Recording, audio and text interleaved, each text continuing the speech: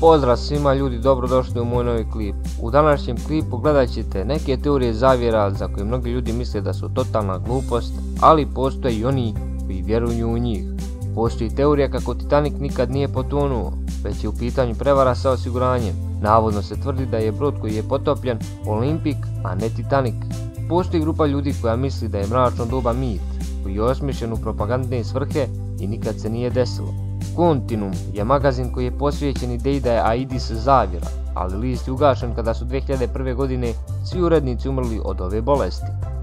Beatlesi su produkt Tavistock instituta u Londonu i sve njihove pjesme napisao je filozof Theodor Adorno kako bi uticao na društvene promjene. Neki tvrde da je Paul McCartney umro još 60. godina i da ga je zamijenio dvojnik. Film Iseljavanje je zapravo kodiran prijem od Kubricka kako bi se lažiralo slijetanje na mjesec. Prema nekim, Hitler je pobjegao uz pomoć podmornice u tvrđavu ispod Antarktika. Društvo ravne zemlje vjeruje da je svijet zapravo ravan, a vlada nas sve laži. Postoji takozvana teorija izgubljenih kosmonauta, koja tvrdi da su neki kosmonauti otišli u svemir prije Jurija Gagarina, ali njihove priče su zataškane od strane SSR-a. Postoji priča kako je CIA digla u vazduh cijelo ostrvo u golfskom naselju, kako bi došli do nafte. Uragani su kontrolisani od strane ruske mafije prema nekim ljudima. Nedelja Ajkula je orkestriran plan američke vlade da uplaše ljude od vode.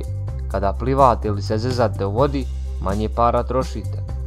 Postoji teorija čovjek nikad neće letjeti, koja kaže da su avioni zapravo užasno brzi vozovi i da su putnici zavaravaju da misle da lete.